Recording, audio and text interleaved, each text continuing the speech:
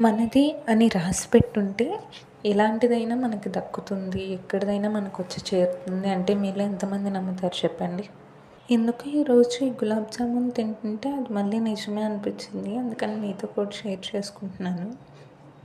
అసలు ఇవి నాకుండవు దొరకవేమో అనుకున్నాను. కానీ నేను తినాలని ఉంటే ఎలా దొరకకుండా ఉంటాయి చెప్పండి?